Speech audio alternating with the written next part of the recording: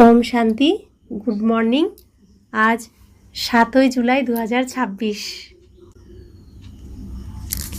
সাকার বাপদাদার মধুর মহাবাক্য। বাপদাদা বলছেন, মিঠে মিঠে বচ্চে। হ্যাঁ জি বাবা, তোমাদের এই নেশায় থাকতে হবে যে আমাদের বাবা এসে গেছেন আমাদেরকে বিশ্বের মালিক বানাতে। আমরা তাঁর সম্মুখে বসে আছি। কার সম্মুখে বসে আছি? পরমপিতা পরমাত্মা, যাকে পাওয়ার জন্য দুনিয়া কি করছে, আর আমরা তার সামনে বসে আছি। আজকের মূল্যের প্রশ্ন, কর্মের গুপ্ত গতিকে যারা জানে তারা কোন পুরুষার্থ অবশ্যই করবে? উত্তর, স্মরণে থাকার। কেননা তাদের এটা জানা আছে যে স্মরণের দ্বারাই পুরানো হিসাবপত্র মিটে যাবে। তারা জানে যে আত্মা যদি পুরানো হিসেব নিকেশ কর্মভোগ মিটিয়ে না ফেলে তাহলে তাকে শাস্তি ভোগ করতে হবে আর পদভ্রষ্ট হয়ে যাবে। পুনর্জন্ম এরকমই হবে। কর্মের গতি বাবা বোঝান।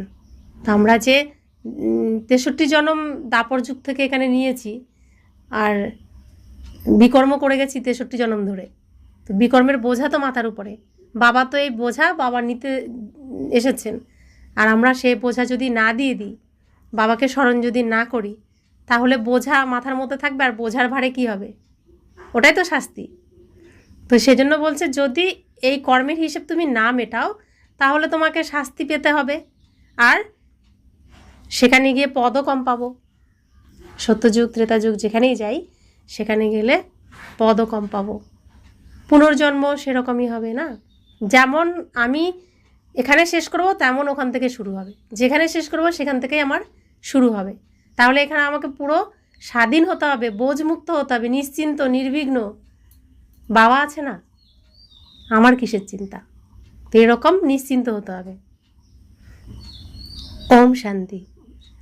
বাচ্চাদের অসীম খুশির পারদ ঊর্ধ্বমুখী হতে থাকে যখন দেখে যে বাপ দাদা সম্মুখে এসেছেন, আর এটাও বাচ্চারা জানে যে 5000 বছর পর পুনরায় শিব বাবা ব্রহ্মার শরীরে এসেছেন। কি করার জন্য এসেছেন? তা আমাদের সাথে কে কে আছে? শিব বাবা আছে, আর কে? ব্রহ্মা বাবা। ব্রহ্মা বাবা হচ্ছে আজকে দাদা, আর শিব বাবা বাবা। ব্রহ্মা বাবা হচ্ছে প্রথম রচনা শিব বাবার, তারপরে আমরা রচিত।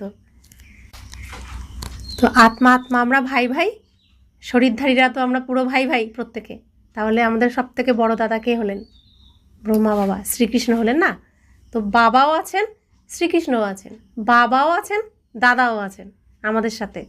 তাহলে আমাদের কিসের চিন্তা? তো শিব বাবা ব্রহ্মার শরীরের মধ্যে আসেন, ব্রহ্মার তনে আসেন।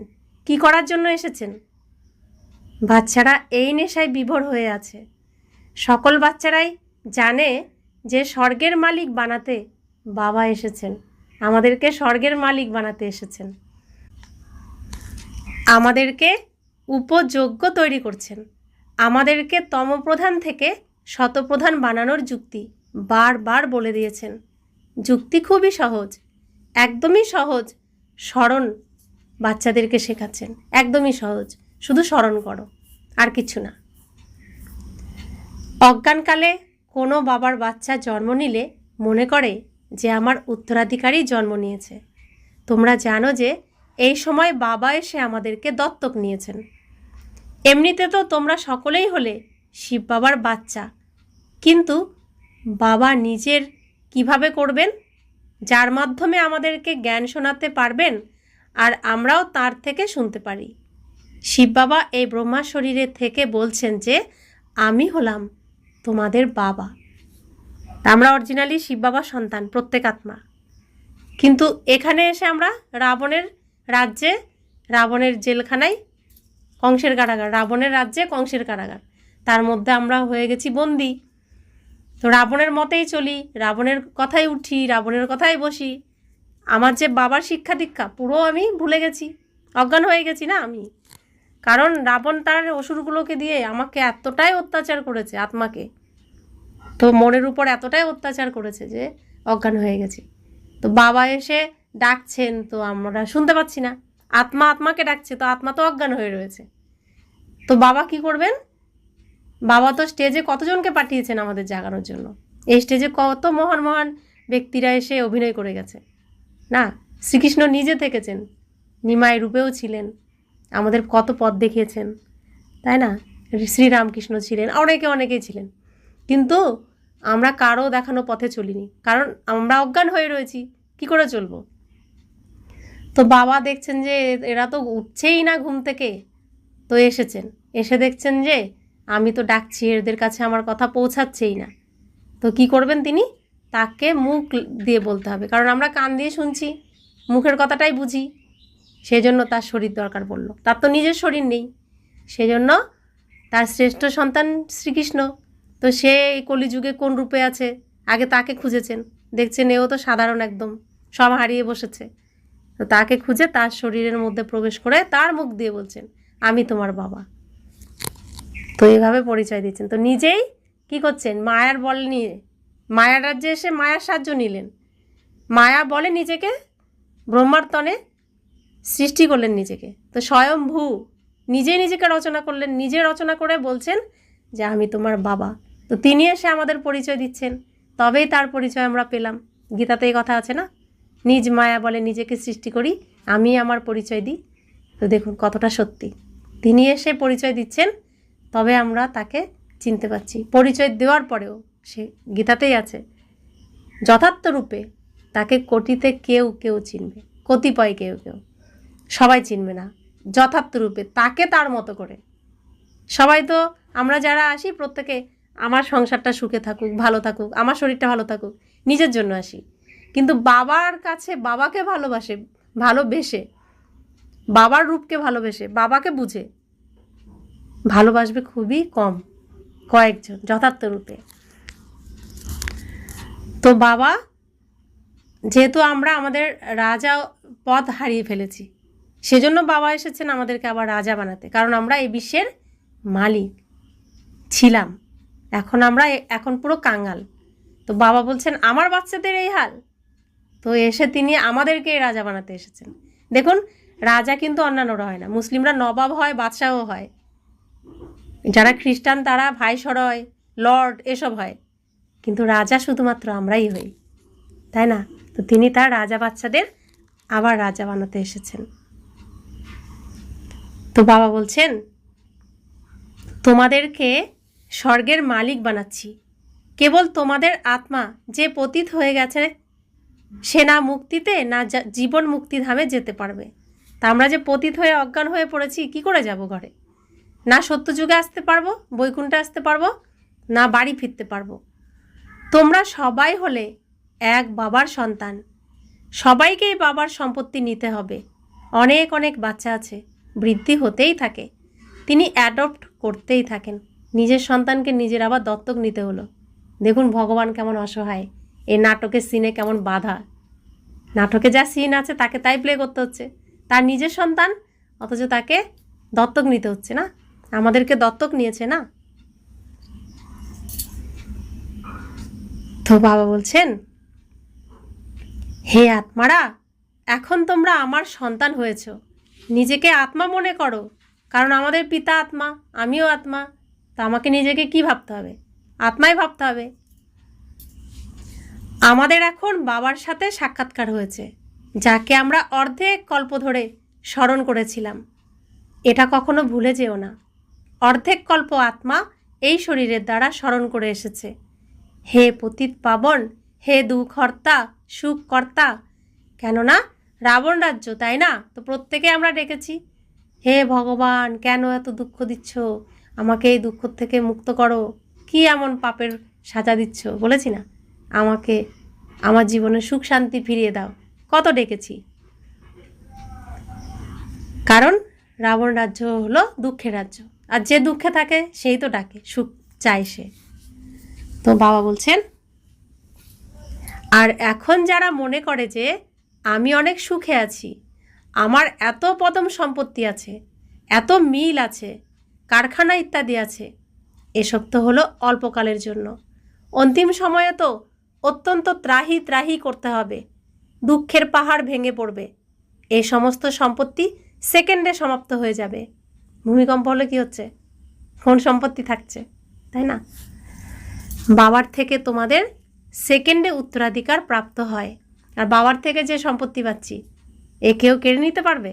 বিনাশ হবে? হবে না, কেউ কেড়ে নিতে পারবে না। বাবা বলেন, তোমাদেরকে আমি সেকেন্ডে স্বর্গের বাদশাহী প্রদান করি। তোমাদের এই পুরানো দুনিয়া সমাপ্ত হয়ে যাবে, লড়াই লাগবে, প্রাকৃতিক বিপর্যয় হবে, সাপাই তো করতে হবে, তাই না? তো তোমাদের আত্মাও এখন পবিত্র হচ্ছে। বাপদাদা দুজনেই বুঝতে পারেন বাচ্চারা কতই না পরিশ্রম করছে। বাবার থেকে উত্তরাধিকার প্রাপ্ত করার জন্য পরিশ্রম তো অল্প একটুই করতেই হয়। তো বাবার থেকে সম্পত্তি নেব তো এমনি এমনি নেব নাকি? তো উপযুক্ত আমি সে বুঝেই তো দেবে না, তো একটু তো পরিশ্রম করতেই হবে। নিজেকে আত্মা মনে করে বাবাকে স্মরণ করো। তো স্মরণ করা এটা কি পরিশ্রম? বাবাকে শুধু মনে রাখো, আর কোনো কিছু করতে হবে না। কিন্তু আমরা পারি না কেন?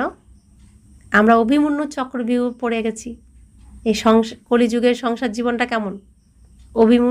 অভিমন্যু চক্রব্যূহ, এর মধ্যে প্রবেশ করতে পারে সবাই, বেরোতে আর পারে না।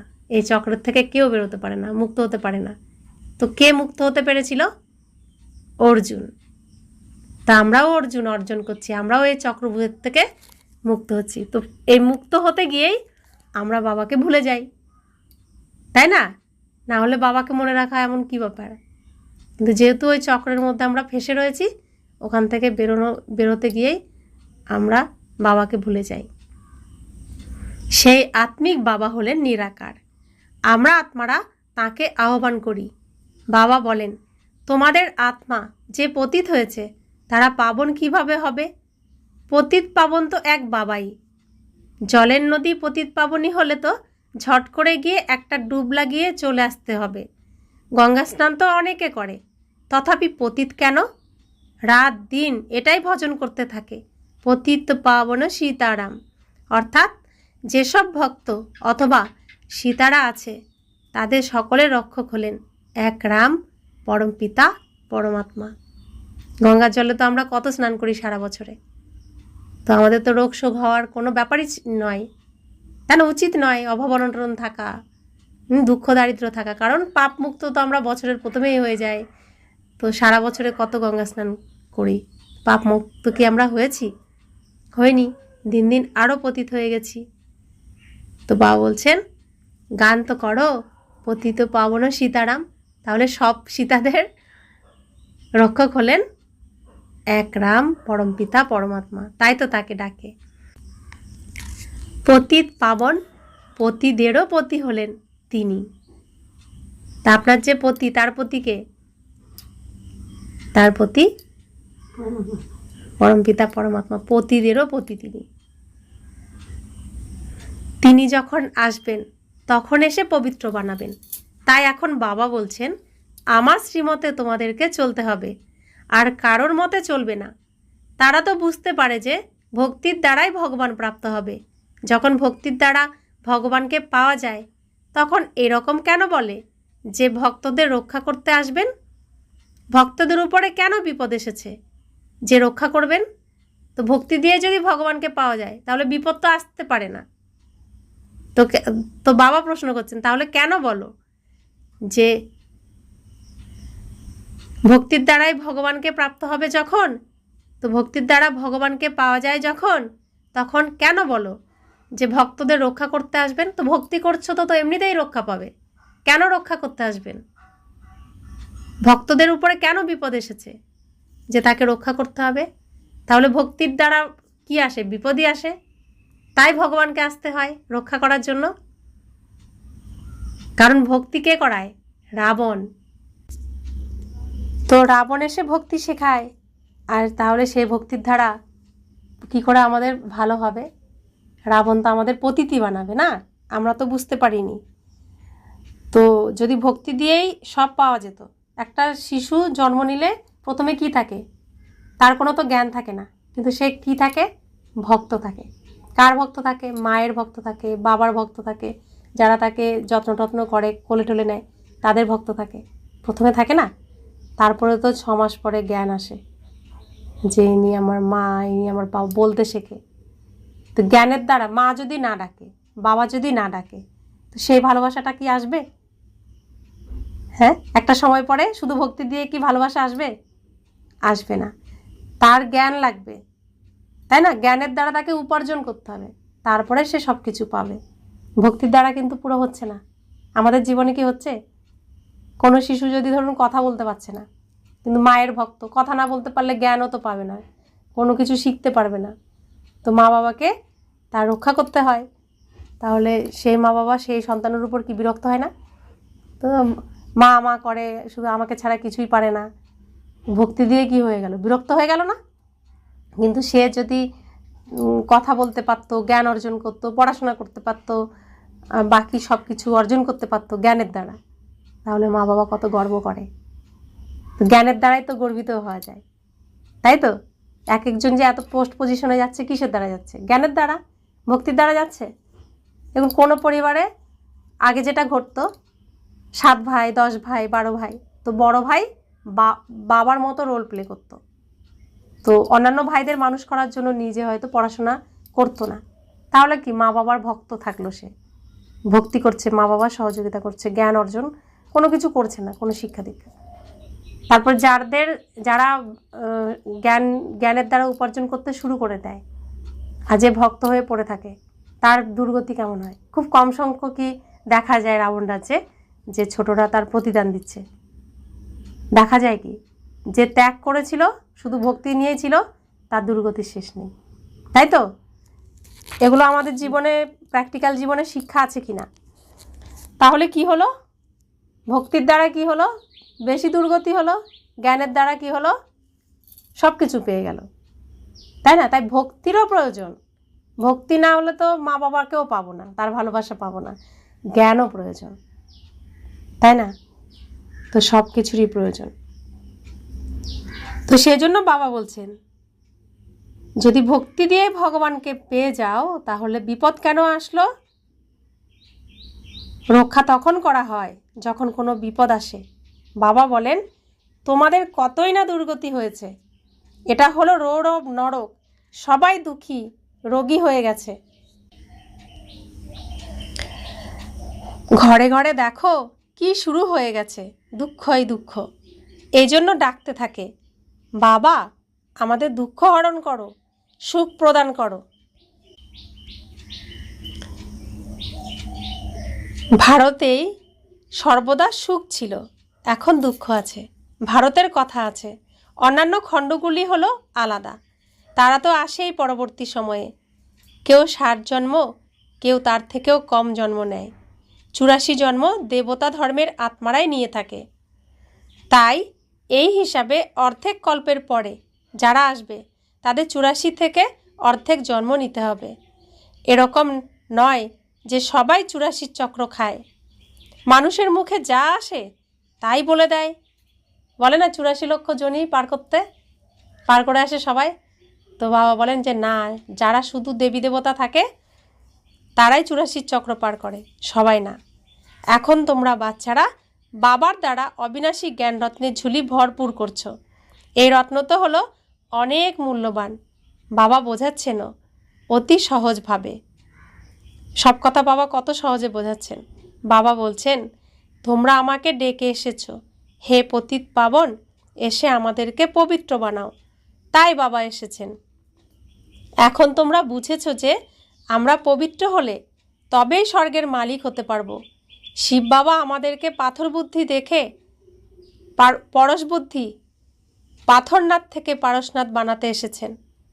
ভক্তিমার্গের চিত্রগুলি সবই পাথরের বানিয়ে দিয়েছে। তো দেবী দেবতারা রাবণের অভিশাপে পাথর হয়ে গেছে, শিব বাবা এসে পাথরগুলোকে ছুঁয়ে আবার জীবন্ত চৈতন্য বানাচ্ছেন, সোনার বানিয়ে দিচ্ছেন।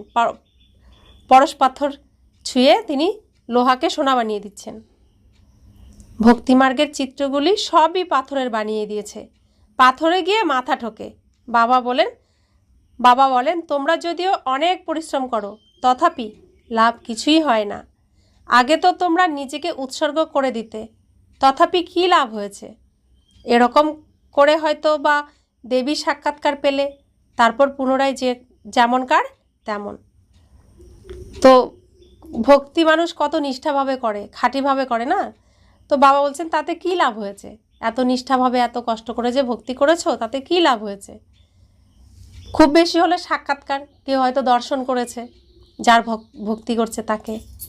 তো দর্শন করে তোমার কী লাভ? তুমি তো যেখানে ছিলে সেরকমই, সেখানকারই রয়েছ। পতিত পাবন বাবা আসেন একবারই সঙ্গম যুগে। তো বাবার কাছে আসার পরে কি হলো? ভক্তি এত জনম করে করে যে আরও খারাপ নিচের দিকে নেমেছি, কিন্তু বাবার কাছে আসার সাথে সাথে 1 সেকেন্ডেই আমাদের পরিবর্তন শুরু, তাই না? সত্যযুগে তো ভক্তিমার্গের কথা হবেই না। বাবা তো বলেননি যে গলা কাটো, এটা করো। ভক্তিমার্গে নানান প্রকারের কত কী না করতে থাকে। আগে তো দেবীদের সামনে মানুষেরই বলি দেওয়া হতো। বাবা বলেন তোমরা সুবুদ্ধি সম্পন্ন ছিলে, তখন দেবতা ছিলে, এখন কতই না পাথর বুদ্ধি হয়ে গেছো। তোমাদেরকে স্বর্গের বাদশাহী দিয়েছিলাম, কতই না সোনা হিরে জহরের মহল ছিল, অপরিমিত ধন ছিল। বাবা বলছেন কতই না সোনা হিরে জহরের মহল ছিল তোমাদের, অপরিমিত ধন ছিল, যার কোনো সীমা নেই। সেসব কি করেছ? জবাব দাও, কি করেছ? এখন তোমরা কতই না দুঃখী হয়ে পড়েছ। তোমরা আসলে দেবী দেবতা ধর্মের ছিলে, এখন কেবলই তোমরা রজতমতে এসেছ। তোমরা তো দেবতা ধর্মের ছিলে, তাহলে নিজেদেরকে হিন্দু কেন বলছো? অন্যান্য সব ধর্মের আত্মারা নিজের নিজের ধর্মকেই মানতে থাকে। ধর্ম তো একটাই হয়ে থাকে, তাই না? সনাতন ধর্ম, এটাই হচ্ছে মূল ধর্ম। প্রত্যেকেই সনাতন, তারপরে দেহের ধর্ম গ্রহণ করে। মুসলমানদের মুসলিম ধর্ম, খ্রিস্টানদের খ্রিস্টান ধর্ম চলে আসছে। তোমাদের কি হলো? তোমাদের ধর্ম চলে আসছে না কেন? কি হলো? সনাতন ধর্ম কোথায়? নিজেদের হিন্দু কেন বলো? তোমরা অনেক সুখী, পবিত্র, সম্পূর্ণ নির্বিকারী ছিলে, এখন কতই না বিকারী হয়ে গেছো। এ বিষয়ে কারো কিছু জানাই নেই। বরাবর আমরা সম্পূর্ণ নির্বিকারী ছিলাম, পুনরায় সম্পূর্ণ বিকারী কিভাবে হয়ে গেলাম? 84 জন্ম নিয়ে শত থেকে তম হয়েছি, এখন একদমই তমপ্রধান পতিত হয়ে গেছি। সত্যযুগ থেকে কলিযুগে অবশ্যই আসতে হয়। সকল ধর্মকেই শত রজ তমতে আসতেই হয়, বৃদ্ধিপ্রাপ্ত করতে থাকে। তোমরাও এই বৃক্ষের ঝাড়ের মধ্যে আছো, তাই না? কল্পবৃক্ষের মধ্যে দেখো, শেষে ব্রহ্মা দাঁড়িয়ে আছেন। বৃক্ষের উপরে শীর্ষভাগে ব্রহ্মা 84 জন্ম নিয়ে শেষে দাঁড়িয়ে আছেন। তোমরাও যারা নিচে ব্রাহ্মণেরা বসে আছো, তারাও পুনরায় অন্তিম সময়ে পতিত শূদ্র হয়েছ, পুনরায় নিচে রাজযোগ শিখছ। তোমরাও শূদ্র ছিলে, এখন ব্রাহ্মণ হয়েছ। এটাই হলো সবথেকে বড় বোঝার বিষয়। এখন এই সৃষ্টিরূপী বৃক্ষের বিষয়ে খুব ভালোভাবে বোধগম্যতা এসেছে তোমাদের। এখন তোমরা রাজযোগের তপস্যা করছো। তোমাদের স্মরণিক উপস্থিত রয়েছে, দিলওয়াড়া মন্দিরে স্মরণিক রয়েছে। এ হলো চৈতন্য দিলওয়াড়া মন্দির, ওটা হলো জড়। তো রাজস্থানে দিলওয়াড়া মন্দির আছে, সেখানে আমাদের স্মরণিক। আমরা যে এখানে যে তপস্যা করছি তারই ওখানে চিত্র বানানো হয়েছে। তো বাবা বলছেন সত্যযুগে এটা থাকবে না। এই সময় তোমরা নিজেদের স্মরণিক দেখছো। তোমরা প্র্যাকটিক্যালে সত্যিকারের দিলওয়াড়া মন্দিরে চৈতন্য রূপে বসে আছো। স্বর্গে স্থাপনা হচ্ছে, পুনরায় স্বর্গে আসবে। তো এই মন্দির ইত্যাদি কিছুই থাকবে না। এখানে মাম্মা বাবা আর আমরা বাচ্চারা বসে আছি। অবিকল এটাই হলো তোমাদের মন্দির। নামই রাখা হয়েছে মধুবন, চৈতন্য দিলওয়াড়া মন্দির। এই তো আমরা যাব মধুবন, না আমাদের বাড়িতে চৈতন্য দিলওয়াড়া মন্দির। পুনরায় যখন ভক্তিমার্গ শুরু হবে, তখন পুনরায় এ মন্দির তৈরি করবে। বাবা তোমাদেরকে অনেক ধনবান বানিয়েছিলেন, তাই তোমরাই পুনরায় তার মন্দির তৈরি করো। শিবের মন্দির একজন বানায় না, সবাই বানায়, যথাযোগ্য যথাশক্তি অনুসারে। যার যেমন ধন সম্পদ আছে, যার যেমন যোগ্যতা আছে, সেই অনুসারে শিব বাবার মন্দির বানায়। প্রথম বানিয়েছে রাজা বিক্রমাদিত্য সোমনাথ মন্দির, তো এরকম মন্দির তো আরও অন্যান্য রাজারাও বানিয়েছে, তাই না? তোমরা জানো যে আমরা পূজ্য ছিলাম, পুনরায় দাপট থেকে পূজারী হয়েছি। শিব বাবা যিনি এতটা ধনবান বানিয়েছিলেন, ভক্তিতে পুনরায় তোমরাই তার মন্দির তৈরি করবে। এইসব কথাগুলিকে এখন তোমরাই জানো, তাই এখন পুরুষার্থ করে পুনরায় রাজাদেরও রাজা হতে হবে। সত্যযুগে বলা হয় মহারাজা, ত্রেতাতে বলা হয় রাজা। পুনরায় দুনিয়া পতিত হয়ে যায়, তখন মহারাজাও পতিত, রাজাও পতিত হয়ে যায়। তখন তারা নির্বিকারী মহারাজাদের মন্দির বানিয়ে পূজা করতে থাকে। সর্বপ্রথমে তো শিবের মন্দির তৈরি করে, তারপর দেবতাদের তৈরি করে, নিজেই মন্দির বানিয়ে পূজা করতে থাকে। 84 জন্ম তো ভোগ করতেই হয়, তাই না? অর্ধেক কল্প তোমরা পূজ্য, পুনরায় অর্ধেক কল্প পূজারী হয়ে যাও তোমরা। সাধারণ মানুষ মনে করে যে ভগবান নিজেই পূজ্য, নিজেই পূজারী হন, সব কিছু নিজেই দেয়, আবার নিজেই ছিনিয়ে নেয়। আচ্ছা, যখন তিনি নিজেই দেন আবার নিজেই নিয়ে নেন, তাহলে তোমাদের চিন্তা কেন হচ্ছে? আমরা বলি যে ধন সম্পদ তিনি দিয়েছেন, সব ঈশ্বর দিয়েছেন, সব ঈশ্বরের কৃপা, সন্তান ঈশ্বরের কৃপা, তো ঈশ্বর কৃপা করে দিয়েছেন। আর যদি নিয়ে নেন তখন কেন তুমি বলো, কেন নিলে, আমার কোল কেন খালি করলে, আমার ধন সম্পত্তি কেন গেল, হে ভগবান তুমি কোথায় আছো, তুমি নেই, আমরা বলি। তো বাবা তাই বলছেন, যদি আমিই দিয়েছি আবার আমার জিনিস আমি নিয়েই নিই, তো তোমার চিন্তা কেন হচ্ছে? তোমরা তো নিমিত্ত হয়ে গেছো, তুমি তো নিমিত্ত, তোমার তো কিছুই নয়, তাহলে তুমি কেন চিন্তা করছো? তাহলে এই কান্নাকাটি করার কি দরকার? বাবা বসে আত্মাদেরকে বোঝাচ্ছেন, এখন তোমরা আত্ম অভিমানী তৈরি হচ্ছ নম্বরের ক্রমানুসারে। কেউ তো আবার একদমই বাবাকে স্মরণ করে না, দেহ অভিমানী থাকেই না। এখানে কতই না বোঝানো হয়, আরে তোমরা হলে আত্মা, পরমাত্মা তোমাদেরকে পড়াচ্ছেন। আত্মার মধ্যেই সংস্কার থাকে, আত্মাই ব্যারিস্টার ইত্যাদি তৈরি হয়, আত্মা ম্যাজিস্ট্রেট তৈরি হয়। কাল কি হবে? আজ তো তুমি ব্যারিস্টার, আজ তো তুমি ম্যাজিস্ট্রেট, কাল কি হবে? যদি আত্মা বাবাকে ভালোভাবে স্মরণ করতে থাকে, তাহলে অমর লোকে গিয়ে জন্ম নেবে। যে ব্যারিস্টার হয়েছে, নিজেকে ব্যারিস্টার ভাবছে, সে কাল আবার যে জন্ম নেবে, ব্যারিস্টার হবে গ্যারান্টি আছে? কিন্তু আমরা যে বাবার কাছে পড়ছি, আমাদের গ্যারান্টি আছে যে আমরা খুব সৌভাগ্য নিয়ে সত্যযুগে বা ত্রেতা যুগে আসবো, অমর হয়ে যাব আমরা।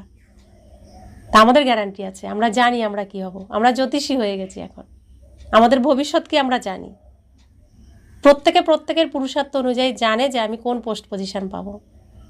এখন যদি বলা হয় তোমার শরীর ছাড়তে হবে, তা আমার শিক্ষা কতদূর হয়েছে, আমি কতটুকু তৈরি হয়েছে আমি নিজে তো জানি, আমি কি পজিশন পাবো।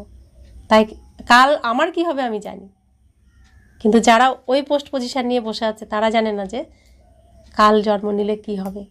যে রাজা সে ফকির হয়ে যায়, তাই না? তো বাবা বলছেন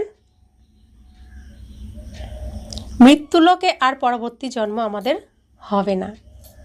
যদি কিছু হিসেব নিকেশ থেকে থাকে তাহলে শাস্তি ভোগ করতে হবে, কর্মভোগ করে সমাপ্ত করতে হবে, কর্মভোগ ভোগ করে সমাপ্ত করতে হবে, আর উচ্চপদ প্রাপ্ত হবে না। কর্মের এই গুজ্জগতি বাবা বসে বাচ্চাদেরকে বোঝাচ্ছেন। বাচ্চারা এটাও জানে যে সত্যযুগ হলো শতপ্রধান, প্রতিটি জিনিসই সেখানে শতপ্রধান হয়। তারা বলে শ্রীকৃষ্ণ গরুদের দেখাশোনা করত, শ্রীকৃষ্ণ রাখাল, গরু চড়ায়, তারা বলে না শাস্ত্রে। তো বাবা বলছেন রাজা গরুদের দেখাশোনা করবে কি? ভাবো তোমরা, শ্রীকৃষ্ণ তো রাজা, রাজকুমার, সে গরুদের দেখাশোনা করবে কি? এরকম কথা তো হতেই পারে না। এটাও দেখায় যে সত্যযুগে গরু অত্যন্ত ফার্স্ট ক্লাস হয়, তাদেরকে কামধেনু বলা হয়। জগদম্বা সরস্বতীও হলেন কামধেনু, 21 জন্মের জন্য সকলের মনোকামনা পূর্ণ করেন। তোমরাও হলে কামধেনু, সেই নামই পুনরায় গরুদের উপর রেখে দিয়েছে, যে গরু অনেক দুধ দেয়। রাজাদের ঘরেও অনেক ফার্স্ট ক্লাস গরু থাকে। যখন এখানেই রাজাদের কাছে এরকম ভালো ভালো গরু আছে, তো তো স্বর্গে কতই না সুন্দর গরু থাকবে, সেখানে কোনো দুর্গন্ধ ইত্যাদি একদমই হবে না। এখন বাবা বাচ্চাদেরকে বলছেন, আমি এসেছি তোমাদেরকে ফুলের মতো সুন্দর গুলগুল বানিয়ে সাথে নিয়ে যেতে, গরু বানাতে আসেননি। বাবা বলছেন, তোমরা কেমন গরু? আমরা হচ্ছি জ্ঞান ঘাস খাই। শ্রীকৃষ্ণ দহনকর্তা, তিনি দহন করছেন, আর আমরা গরু এই হিসেবে বানিয়েছেন। আমরা জ্ঞান ঘাস খাচ্ছি না, জ্ঞান ঘাস এটা বাবা যে খাওয়াচ্ছেন, তো বাড়িতে গিয়ে জাবর কাটতে বলেন, চিন্তন করো, মন্থন করো, জাবর কাটো, সেই হিসেবে বলেছেন। তো বাবা বলছেন, আমাকে আহ্বান করে বলে, হে পতিত পাবন এসো, পতিত দুনিয়া পতিত শরীরে এসো। এটা হলো পতিত, আর সে হলো পবিত্র ফরিস্তা। পার্থক্য দেখায়। তো এখানে যে আমাদের শরীর, এটা তো প্রত্যেকের পতিত, আর আমাদের সুন্দর শরীর কোথায় তৈরি হচ্ছে? সূক্ষ্মবতনে তৈরি হচ্ছে। যে শরীরটা পরে আমরা সত্যযুগের স্টেজে আসব, সেটা হলো আমাদের ফরিস্তা শরীর, আর এটা হচ্ছে আমাদের বিকারী পতিত স্থূল শরীর। এখানে আমরা যতটা নিজে দেবী দেবতা রূপকে তৈরি করব, যত অসুরকে বিনাশ করব, তো আমাদের ওখানে গৌরবর্ণের মূর্তি তৈরি হবে। এখানে তো শ্যামবর্ণ বিকারী, ওখানে আমাদের নির্বিকারী গৌরবর্ণের মূর্তি তৈরি হচ্ছে। তো যে যেরকমভাবে সাজবে এখানে, সেরকম ওখানে তৈরি হবে দেবী মূর্তি, বা যেরকম আমরা সাজবো সেরকমই তৈরি হবে। তো পার্থক্য বোঝাচ্ছেন বাবা। তোমরাও পতিত থেকে এরকম পবিত্র ফরিস্তা হবে। সত্যযুগীয় দেবতাদেরকে দেব দেবী বলা হয়, ফরিস্তারা হলো সূক্ষ্ম পতনবাসী। এখন তোমরা পবিত্র ফরিস্তা তৈরি হচ্ছ। বাবা কত সহজ শিক্ষা প্রদান করছেন। এখানে যখন আসো, তখন বাইরের কোনো মিত্র সম্বন্ধী, ঘর ঘাট ব্যবসাপত্র ইত্যাদি স্মরণ করবে না। বাবার সম্মুখে এসেছ, স্বয়ং ভগবানের সম্মুখে, ঈশ্বরের সম্মুখে আমরা এসেছি, তাই এখানকার কোনো কিছু যেন স্মরণ না করি। এখানে এসেছই যোগের দ্বারা উপার্জন করতে, তাই এই পুরুষার্থেই নিজেকে ব্যস্ত রাখতে হবে। আমি কার সামনে বসে আছি? আমার নিজের বাবার সামনে বসে আছি, আমার আসল বাবার সামনে বসে আছি। তো এই দুনিয়ার অভিনয়ের চিন্তা করে কী লাভ? আমি তো পরে এমনিতেই অভিনয়ে আসব। তো এরকমভাবে নিজের সাথে কথা বলতে হবে, বাবার সাথে কথা বলতে হবে। তো সত্য বাবাকে, নিজের বাবাকে নিজের সম্পূর্ণভাবে গ্রহণ করে নিলে, যথার্থ রূপে তাকে চিনে নিলে, তখন আর বাইরের জগতের কোনো কিছুর প্রতি আকর্ষণ আসবে না। কারণ আমার যাকে পাওয়ার ছিল তাকে তো পেয়ে গেছি, যা পাওয়ার ছিল তা পেয়ে গেছি, আর তো কিছু বাকি নেই, তাই চিন্তনও আর চলবে না। अच्छा, मीठे मीठे सिकिला दे बच्चों प्रति माता पिता बाप दादा का याद प्यार और गुड मॉर्निंग। रूहानी बाप की रूहानी बच्चों को नमस्ते। हम रूहानी बच्चों की रूहानी माता पिता बाप दादा को याद प्यार गुड मॉर्निंग और नमस्ते नमस्ते नमस्ते। शुक्रिया बाबा, शुक्रिया बाबा, शुक्रिया। धारणार जन्य मुख्य सार। प्रथम धारणा, शास्ति भोग करार थेके बाँचार जन्य पुरानो सकल हिसेब निकेश जोग बलेर द्वारा मिटिए फेलते हबे। निमित्त हये सबकिछु देखाशोना करते हबे, कोनो विषयेर चिंता करबे ना, आत्माभिमानी होते हबे। शास्ति जाते ना पेते हय सेजन्य कि करते हबे? समस्त बाबा तोमार नाओ, ए परिवार तोमार, ए शरीर तोमार, धन तन मन धन सब तोमार, रक्षा करो तुमी, तोमार जिनिस तुमी बोझो। आमी तो चललाम देवी साजते, आमी एखन देवी साजबो, अर्थात आमी पवित्र स्वरूप आत्मा, आमी सुख स्वरूप आत्मा, आमी प्रेम स्वरूप आत्मा, आमी आनंद स्वरूप आत्मा, आमी ज्ञान स्वरूप आत्मा, आमी शक्ति स्वरूप आत्मा। এই রূপে আমাকে থাকতে হবে। এই রূপে থাকাই মানেই দেবী রূপ আমার এটা। আর আর বাকি উল্টো যেটা আছে অশান্তি দুঃখ যন্ত্রণা, এটা আমার আসরিক রূপ, এটা হচ্ছে আমার শ্যামবর্ণ। আর গৌরবর্ণ হলো পবিত্রতা, সুখ, শান্তি, প্রেম, আনন্দ, জ্ঞান, শক্তি। এই রূপে যখন, তখন আমি গৌরবর্ণ। আর অশান্ত দুঃখী, হতাশা, তো রোগ শোকে জর্জরিত, এটা হচ্ছে আমার কোন কোন বর্ণ? এটা এটা আমার শ্যামবর্ণ, কালো বর্ণ। তা আমাদেরকে এখন শ্যামবর্ণ থেকে কোন বর্ণ হতে হবে? গৌরবর্ণ, তাই না? তো দেবী হতে হবে আমাদেরকে এখন। দ্বিতীয় ধারণা, এটা হলো উপার্জন করার সময়। এখানে ঘর, ঘাট, ব্যবসাপত্র ইত্যাদি স্মরণ করবে না। ফরিস্তা হওয়ার জন্য এক বাবা স্মরণে থাকার সম্পূর্ণ পুরুষার্থ করতে হবে। বরদান: স্মরণের সার্চ লাইটের দ্বারা বায়ুমণ্ডল নির্মাণকারী বিজয়ী রত্ন ভব। সার্ভিসেবল আত্মাদের ললাটে বিজয়ের তিলক লাগানোই আছে, কিন্তু যে স্থানে সার্ভিস করতে হবে সেই স্থানের উপরে প্রথম থেকেই সার্চ লাইটের আলো প্রদান করতে হবে। স্মরণের সার্চ লাইট দ্বারা এমন বায়ুমণ্ডল হয়ে যাবে যে অনেক আত্মারা সহজেই নিকটে এসে যাবে। তারপর কম সময়ে সফলতা 1000 গুণ হবে। এর জন্য দৃঢ় সংকল্প করো যে আমরা হলাম বিজয়ী রত্ন। তাহলে প্রত্যেক কর্মে বিজয় সমাহিত হয়ে আছে। তা আমরা সদাকালের বিজয়ী। এখানে জন্ম নিয়েছে মানেই আমি আত্মা, অমরলোকবাসী, বিজয়ী আত্মা। স্লোগান: যে সেবা নিজেকে বা অন্যদেরকে ডিস্টার্ব করে সে সেবা নয়, ভারী বোঝা। অব্যক্ত ইশারা: জ্বালারূপ স্থিতিতে থেকে শক্তিশালী স্মরণের অনুভব করো। জ্বালারূপ হওয়ার জন্য এই ধুন সদা থাকবে যে এখন বাড়ি ফিরে যেতে হবে অর্থাৎ উপরাম। যখন নিজের নিরাকারী ঘর যেতে হবে তো সেরকমই নিজের বেশ বানাতে হবে, তো নিজেও যেতে হবে আর সবাইকেও বাড়ি ফিরিয়ে নিয়ে যেতে হবে। এই স্মৃতির দ্বারা সতই সর্বসম্বন্ধ সর্বপ্রকৃতির আকর্ষণ থেকে উপরাম অর্থাৎ সাক্ষী হয়ে যাবে। সাক্ষী হলে সহজেই বাবার সাথী বা বাবার সমান হয়ে যেতে পারবে। তা আমি আত্মা, আমি এখন আমার নিজের বাড়ি পরমধাম ফিরে যাব। আমার বাবা এসেছেন নিতে। তা আমার যে ভাইরা রয়েছে, আত্মা ভাইরা, তাদেরকেও তো ফিরিয়ে নিয়ে যেতে হবে না? তাদের সাথে আমি অভিনয় করেছি এই স্টেজে, আবার তো তাদের সাথে অভিনয় করতে আসবো। তারা না গেলে কি করে কার সাথে অভিনয় করব? তো তাদেরকেও ফিরিয়ে নিয়ে যেতে হবে বাড়িতে। তাই সবাই আমার ভাই আপন। এখন সবাইকেই বলতে হবে চলো বাড়ি চলো, বাবা এসেছে নিতে, চলো। আর এখানে আর কোনো খেলাধুলা করতে হবে না, শেষ করো খেলা, চলো বাড়ি। তো এই মেসেজ আমাদের সবাইকে দিতে হবে। যেহেতু আমরা বাড়ি ফেরার রাস্তা পেয়েছি, অন্যদেরকেও আর রাবণের দুনিয়ার দুঃখ পেতে দেব না। দুঃখের সিনের এখন অবসান হোক। সবাই মিলে আমরা বাড়ি ফিরি আর সুখের রাজ্যে আসি। এটাই যেন আমাদের উদ্দেশ্য থাকে প্রত্যেকের প্রতি আমাদের এই শুভ ভাবনা যেন থাকে। ওম শান্তি।